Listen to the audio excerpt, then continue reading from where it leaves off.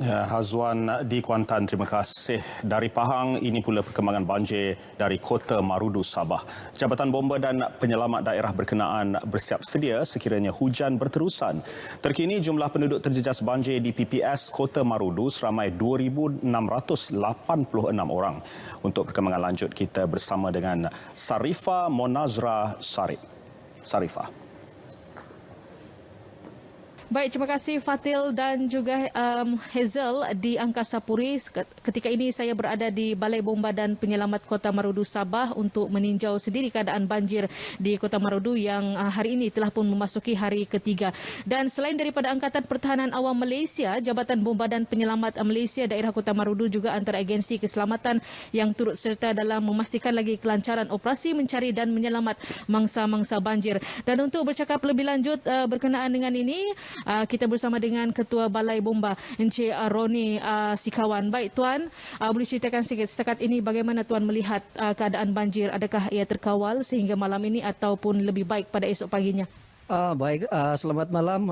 Kita di Jabatan Bomba dan Penyelamat Malaysia merujuk kepada amaran yang dikeluarkan oleh pihak Jabatan Meteorologi, yaitu pada hari ini akan ada hujan yang berlaku berpanjangan, peringkat kuning yaitu waspada sehingga keesokan hari 4 hari bulan.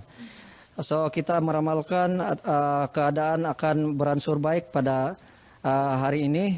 Walaupun kita di Balai Bomba dan Penyelamat Kota Marudu ini sentiasa siap siaga dari segi keanggotaan dan juga logistik untuk menghadapi sebarang kemungkinan lah. Baik Tuan, jadi bagaimana dengan persediaan dari segi aset? Kita tahu melibatkan beberapa agensi lain. Mungkin Tuan boleh ulas dari segi penyelarasan dan juga kelancaran operasi mencari dan menyelamat mangsa banjir.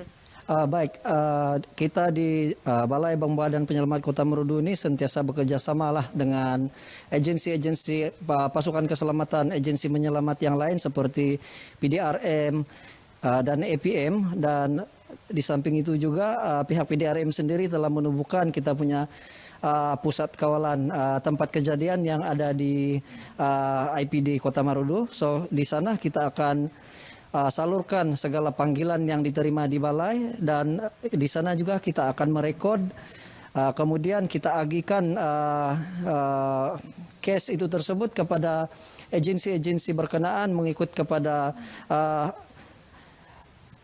dia punya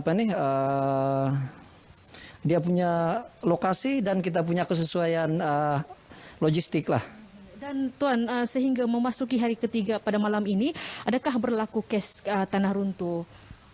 Untuk kes tanah runtuh, apa yang saya dapat melalui pihak-pihak berwajib seperti JKR, memang kita di Kota Marudu menerima banyak aduan berkait dengan tanah runtuh ataupun jalan putus. Walau bagaimanapun pihak yang berwajib ini telah melakukan pemantauan dan juga pembaikan di mana jalan-jalan utama yang menghubungkan penduduk kampung lah. So itu saja yang saya boleh komen berkenaan dengan tanah runtuh dan jalan putus lah. Baik, terima kasih Encik Roni Sikawan. Baik, itu dia saudara bersama dengan Ketua Balai Bomba dan Penyelamat Malaysia Daerah Kota Marudu. Jadi apapun pada mangsa banjir ataupun mereka yang belum lagi ditempatkan di pusat penempatan sementara diharapkan terus bersabar kerana agensi keselamatan sentiasa bersiap sedia untuk memastikan keselamatan anda terjamin. Sekian saja lintas langsung dari Kota Marudu. Kita kembali bersama dengan Hazel dan juga Fatil di Angkasa Puri. Silakan.